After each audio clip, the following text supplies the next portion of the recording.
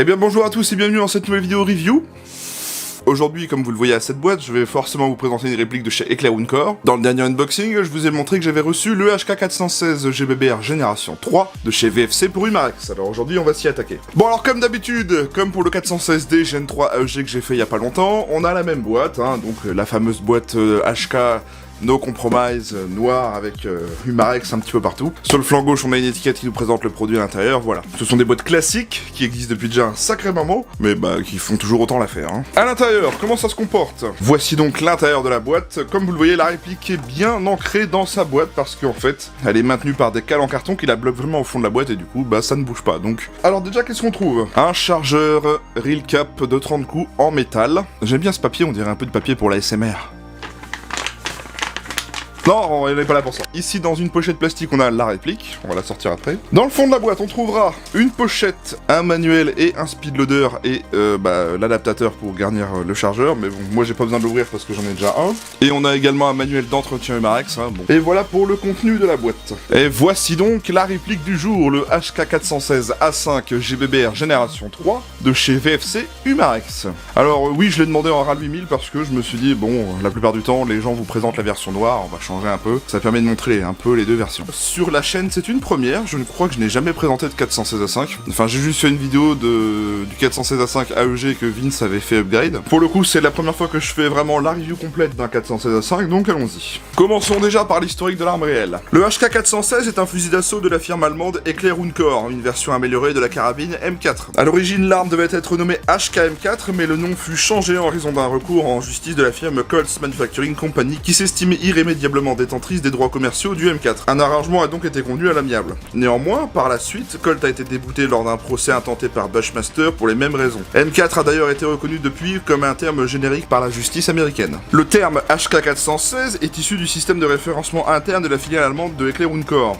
Le système de piston à empreinte gaz du HK416 est similaire à celui équipant déjà les fusils HK-G36 et remplace le système à empreinte gaz directe utilisé par les M4 et M16. Ce système a été repris de l'AR-18 d'Eugene Stoner et amélioré. Il est produit avec un acier français provenant de l'entreprise Aubert et Duval. Le HK416 est uniquement disponible pour les agences étatiques et les organisations militaires. Il peut être acheté en tant qu'arme complète ou bien en tant que kit comprenant le boîtier de culasse supérieur pour la conversion d'une arme de la famille Colt M4 ou M16. Il n'est juste que pas présent destiné à la vente aux civils, ce rôle étant dévolu au récent MR 223 qui en est étroitement dérivé. Humarex est la plus grosse manufacture d'armes à feu, d'armes à air comprimé et de répliques d'airsoft en Europe. Fondée en 1972, la clé de son succès revient à l'acquisition de licences qui lui permettent de fabriquer des répliques d'airsoft et très fidèles avec des marquages comme des Beretta, HK ou Smith & Wesson ou Browning entre autres. Humarex propose ici une version du 416 A5 sous licence de très haute qualité et en version GBBR, la réplique possède le même look et les mêmes spécificités que le modèle réel en termes de personnalisation. Et bien voilà donc pour l'arme et la réplique.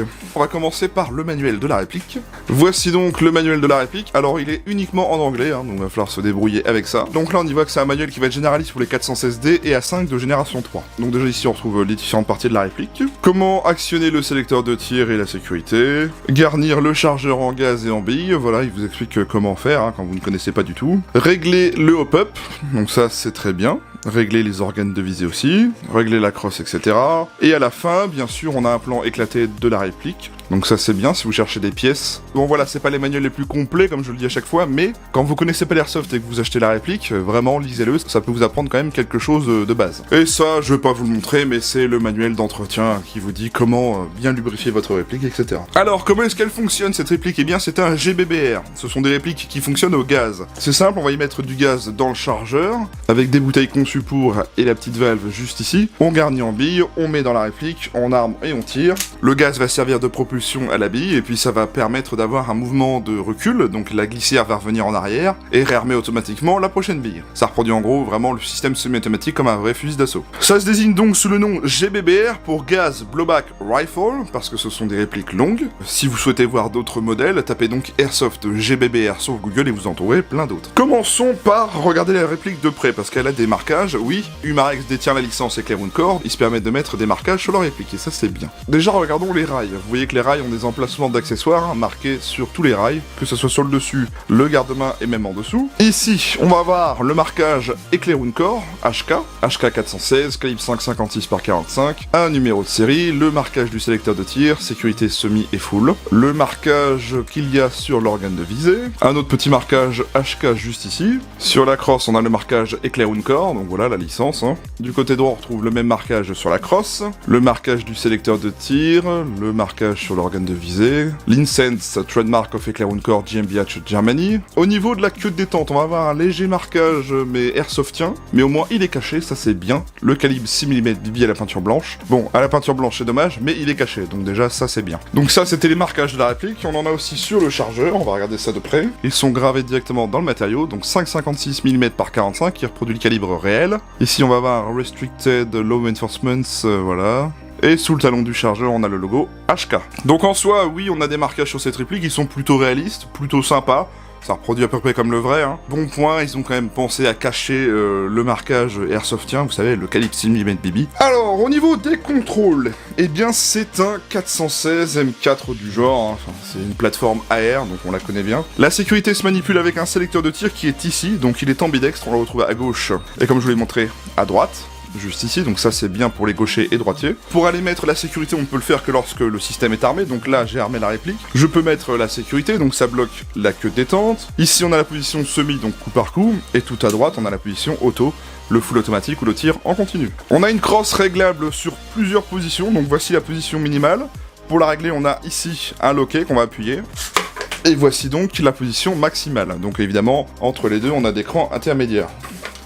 Comme par exemple ici, vous voyez. À l'arrière de la réplique, bon point, on a des attaches-sangles, un point de chaque côté en métal, ça c'est très bien. Mais par contre, on n'en a pas à l'avant, il va falloir vous le rajouter vous-même avec un attache-sangle sur le rail par exemple. Pour éjecter le chargeur sur cette réplique, c'est ambidextre aussi, donc on a deux façons. Soit du côté droit avec ce gros Mac catch juste ici, donc le chargeur, aucune difficulté à l'insérer ni à l'extraire, voilà, ça rentre bien. Vous voyez, il n'y a pas beaucoup de jeu. Et du côté gauche, vous avez le Mac catch juste ici, là. Donc on appuie dessus, hop, et on peut sortir le chargeur aussi du côté gauche. Ça c'est très bien. Comme c'est un GBBR, le ball catch est fonctionnel. Donc le ball catch, c'est ce qui vous permet de réarmer la glissière après un changement de chargeur. Donc sur les M4 classiques et 416, il est ici. Donc ce gros bouton, ça va revenir fermer la culasse pour réarmer la réplique. Donc je vous montre, j'appuie du côté gauche. Voilà, ça ramène la culasse. Et donc, il est ambidextre, et on le retrouve ici du côté droit, avec ce petit teuteux. Si j'appuie dessus... hop, ça ramène la glissière. Bien sûr, le levier d'armement est fonctionnel, c'est un GBBR, ça vous permettra d'aller armer la réplique. Donc on le prend comme ceci, on tire à fond, on le ramène. Bon là, c'est parce que mon chargeur est vide, normalement, lorsque vous avez des billes dans le chargeur, le levier d'armement va se ramener tout seul quand vous le relâchez. Vous voyez que ça ouvre ici la culasse, donc si j'appuie sur le ball catch, comme je vous l'ai montré tout de suite, ça se referme, voilà. Vous voyez ce que je veux dire? Donc c'est comme ça qu'on va aller armer la réplique, comme sur un vrai 416 pour le coup. On a des organes de visée d'origine de type flip-up, c'est-à-dire qu'on peut les relever comme ceci, ou les replier quand on s'en sert pas. À l'arrière, on pourra aller régler la dérive avec cette petite molette juste ici. On a un marquage right, left. Et à l'avant, pareil, on a un organe de visée flip-up, mais qui lui va directement s'incruster dans le rail Picatinny, vous voyez? On ne pourra pas le retirer. Bon, par contre, à l'arrière, si vous n'en voulez pas, vous pouvez le retirer, c'est tout à fait possible. Pour accessoiriser la réplique, vous avez un grand rail Picatinny sur le dessus pour un éventuel optique, un garde-main Picatinny avec des rails vraiment de partout, donc ça c'est bien si vous voulez mettre n'importe quel accessoire. Bien sûr, le cache-flamme peut être retiré, il y a une petite vis de sécurité à retirer avant, donc faites attention, ne forcez pas. Vous voyez, elle est juste ici, donc voilà. Donc ça nous dévoilera un pas de vis 14 mm CCW classique, donc vraiment tout ce qui est de plus simple. Vous pouvez y mettre un traceur, un modérateur de son, ce que vous voulez, tant que c'est du 14 mm CCW. Chose intéressante que je voulais vous montrer, l'aide à la fermeture de culasse, comme sur les M4 et 416, n'est pas fonctionnelle, donc ce fameux bouton juste ici. Donc sur le vrai, ça aide à refermer la culasse quand il y a un peu de saleté ou des choses comme ça, en fait ça vient appuyer sur des crans, et ça aide à refermer, mais là c'est complètement factice. Et sinon voilà donc pour les contrôles standards de la réplique, c'est vraiment du M4, HK416, GBBR, tout ce qu'il y a de plus simple. Vous allez voir le fonctionnement après, c'est pas bien compliqué. Pour le réglage hop-up sur cette réplique, alors c'est là qu'ils ont fait quelque chose de très bien avec cette génération 3, je sais pas si c'était comme ça sur la V2, mais sur la V3 en tout cas c'est comme ça. Aucun démontage à faire, ça va se faire tout simplement à l'avant. Et juste ici, vous voyez, cette pièce-là, c'est ce qui permet sur le vrai de régler la pression d'emprunt des gaz. Et bah nous, sur cette réplique, c'est tout comme ça qu'on va aller régler le hop-up. On a une grande tige qui va venir passer dans le garde-main et qui va influer sur le hop-up. Donc on tourne à gauche ou à droite, comme on le souhaite pour régler son hop-up. Donc c'est très accessible, aucun démontage à faire, ça c'est un très bon point. J'ai bien apprécié ce système, parce que quand vous réglez votre hop-up, vous n'êtes pas obligé de démonter à chaque fois et d'ouvrir la réplique pour aller régler le hop-up. Donc très bon point à ce niveau-là, le hop-up est vraiment pas si dégueu en sortie de boîte, vous verrez ça juste après. Pour le démontage et l'entretien, parce que oui, on entretient sa réplique, c'est un GBBR, donc c'est très important. C'est pas bien compliqué, première étape, on retire le chargeur de la réplique. Donc moi c'est déjà fait, hop, on le met de côté. On va prendre un chasse-goupille, et on va éjecter cette goupille juste ici. Moi je prends un chiffon pour pas abîmer la réplique. Voilà, donc la goupille va venir sortir de l'autre côté, juste ici, donc on la tire. Une fois qu'on a éjecté la goupille, on va venir casser la réplique en deux, c'est-à-dire, vous allez voir, c'est pas compliqué.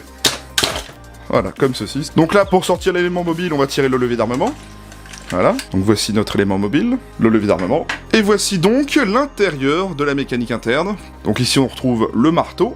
Voilà, le buffer qui va être au niveau de mon pouce juste ici. Et voici donc notre élément mobile, donc gros élément mobile. D'ailleurs, je vous ai pas parlé de ça tout à l'heure, mais sur la culasse, vous voyez, on a le logo HK. Et notre nozzle est juste ici, là.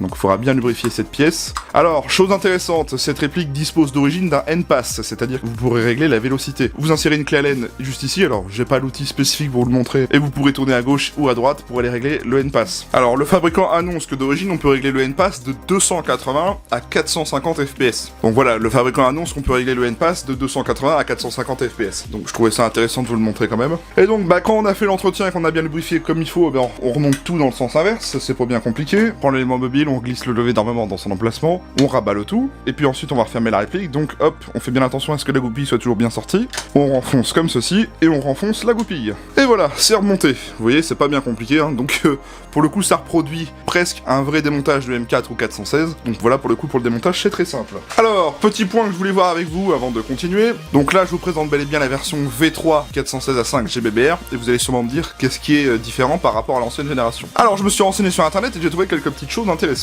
Donc la troisième génération du 416 à 5 GBBR certifie une optimisation de la fiabilité et de la stabilité du système et du confort d'utilisation, un changement dans la construction du système hop-up et du système firepin, ainsi que du système du marteau et du lower receiver. Le réglage hop-up est plus facilement accessible via l'orifice de gaz que je vous ai montré tout à l'heure, et ils annoncent aussi une meilleure résistance au froid. Alors pour le coup, j'en ai eu un témoignage d'un abonné parce qu'il a acheté cette réplique en hiver. Il est surpris, voire même très surpris de la résistance au froid de cette réplique. Pour le coup, je lui fais totalement confiance parce que c'est un abonné que je connais bien, Benaya si tu passes par là. Oui, apparemment, la réplique tient vraiment bien au froid en hiver, donc apparemment, ils ont amélioré quelque chose au niveau du nozzle. On a le système N-Pass intégré, qui permet de régler, comme je vous l'ai dit, de 280 à 450 FPS, fabrication en aluminium, acier et polymère, et un RIS CNC en aluminium. Donc le garde-main, en gros, est fait en aluminium CNC. Et ils ont aussi fait la culasse en acier CNC, par contre. Donc là, c'est une culasse en acier CNC, donc ça, c'est vraiment bien. Donc c'est vraiment ça, les caractéristiques de la Gen 3. Pour comparer avec le 416D génération 3 AEG que j'ai fait il y a pas si longtemps, c'est vrai que sur la version GBBR, ils ont quand même apporté beaucoup plus d'amélioration par rapport à l'AEG. Donc ça, c'est quand même un point que je voulais vous parler. Autre point que je voulais vous dire, bien sûr, cette réplique est disponible en noir et en RAL 8000, comme celle-ci. Donc le RAL 8000, c'est la version TAN, comme je vous présente, et bien sûr, il existe toujours en full noir. Donc vous trouverez les deux versions chez Airsoft Entrepôt, et je vous mettrai le lien en description des deux versions, si vous cherchez directement à vous procurer la réplique. On va y mettre un petit peu de gaz, voir comment ça se comporte d'origine. Là, on est en plein été par chez moi, on a quand même des températures quand même vraiment bonnes. Là, je crois qu'on est à 27 degrés aujourd'hui, donc je vais pas y mettre du gaz trop puissant. Donc moi, personnellement, je vais y mettre du ATM 130, le Hamatsumaru, hein, cette fameuse marque d'Airsoft Entrepôt. Petit aparté qui n'a rien à voir avec la réplique, bon point à Airsoft Entrepôt, vous avez écouté vos joueurs, vous avez enfin foutu des valves métalliques sur vos bouteilles. Merci beaucoup pour ça, parce que ça change la vie. Donc ça, c'était la petite aparté. Bien, j'ai gardé mon chargeur en gaz, comme vous voyez, il n'y a pas de bille dans le chargeur, donc je maintiens l'arrêtoir, et c'est parti. La queue détente, on n'a aucun débattement, on est direct sur un point dur, donc là on a vraiment un mur très prononcé, et ça part d'un coup sec. Le trigger reset, il est là, ok.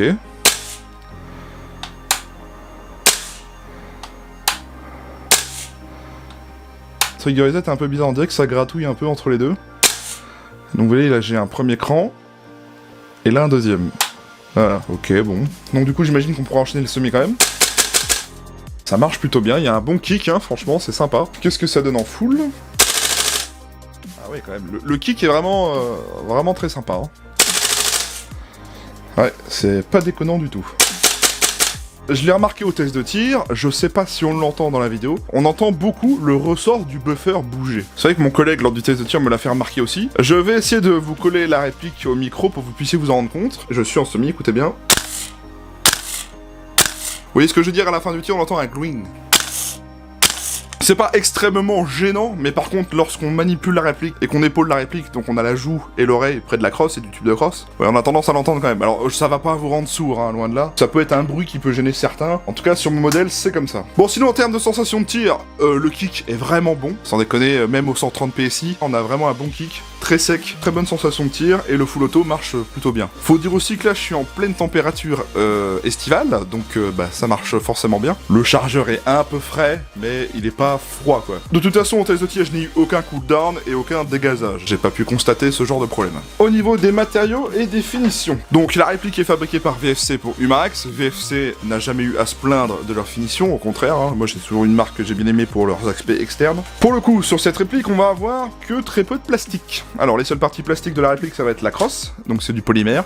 La poignée pistolet, la petite trappe des cartouches juste ici est en polymère, et le sélecteur de tir, juste ça. Le reste, c'est du métal, de l'aluminium et de l'acier, donc de l'acier pour les parties mécaniques en interne, de l'aluminium CNC pour le garde-main, et puis le upper, le lower, bien sûr, étant métal aussi. Le cache-flamme également, et le canon aussi. Et le chargeur. Donc ça fait une réplique franchement très bien finie, qui ne fait pas du tout jouer parce que son poids est de 2860 grammes, donc presque 3 kg. Et puis de toute façon, en termes de finition, c'est très clean. De beaux marquages, de belles licences. Moi, de toute façon, j'aime bien VFC pour leurs externes, parce qu'ils font toujours de très beaux externes. Mon pote, quand il l'a eu dans les mains pour tirer avec, pendant que je le filmais, il disait si j'avais l'argent, je la prendrais direct, parce qu'il a beaucoup aimé cette réplique. Donc là, franchement, c'est un très bon point pour VFC, avec la finition et les matériaux. On va parler des caractéristiques techniques. Alors, c'est une réplique de calibre 6 mm à propulsion gaz, disposant des modes de tir sécurité semi et full automatique. Annoncé d'origine à 0,72 joules, mais la puissance est réglable via NPass, donc ça fait à peu près 280 FPS. Alors pour le coup, je sais pas comment est réglé mon NPass d'origine. On verra ça au test chronique juste après, donc moi je fais toujours mes tests à la 0,20 pour avoir une base. Elle fait une longueur minimale de 710 mm contre 790 mm de long. La longueur de son canon interne est de 255 mm et c'est un diamètre de 6.08 d'origine. Elle dispose bien des rails tactiques Picatinny d'origine, elle dispose bien du hop-up réglable, elle dispose bien du blowback. Son chargeur est en métal et peut contenir 30 billes. La réplique dispose bel et bien d'un NPass réglable d'origine. Elle est fabriquée entièrement en métal et polymère et aluminium. Elle est de couleur RAL 8000, donc tan. C'est fabriqué par VFC pour Humax. On a fait le tour de la réplique. On va aller au test chronique et au test de tir et je vous retrouve juste après pour la conclusion. Allez, à tout de suite.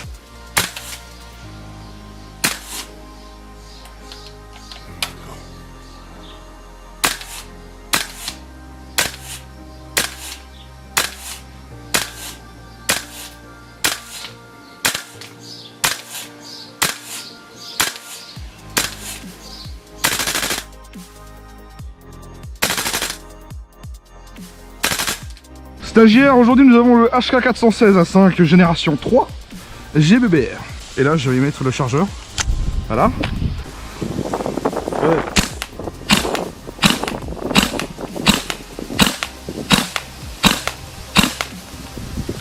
Oh. D'accord. Oui.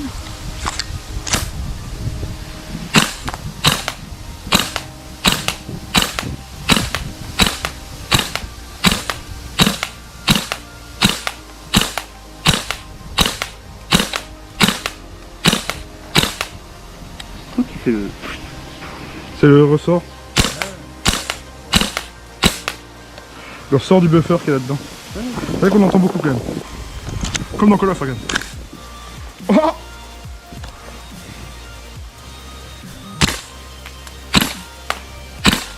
ah, un insecte. Il y a l'abeille.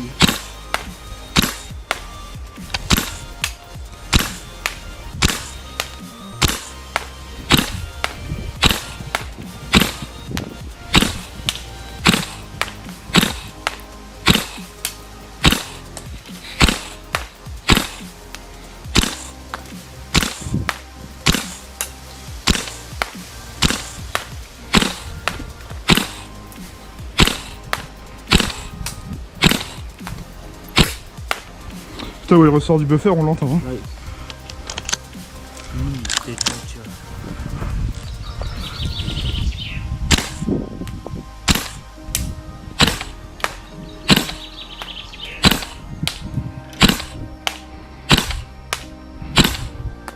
Oh la cible. Ah le con. C'est qui a fait ça? Putain, les stagiaires, merde. Stagiaire, merde, Binagraphe.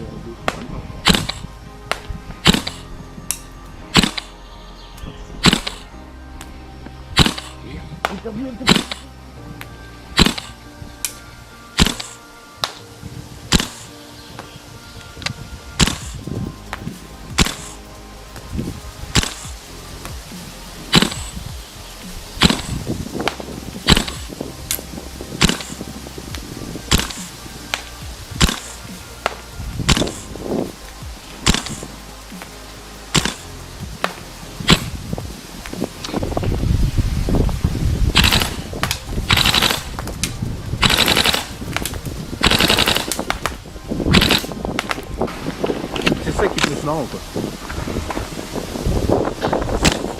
Ah merde.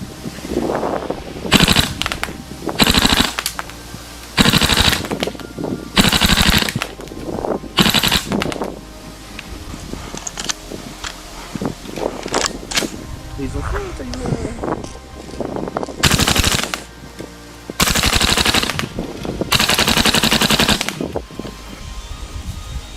Stagiaire, qu'est-ce que tu penses de ce 400 Gen 3? Étant déjà possesseur d'un HK, étant fan d'un HK,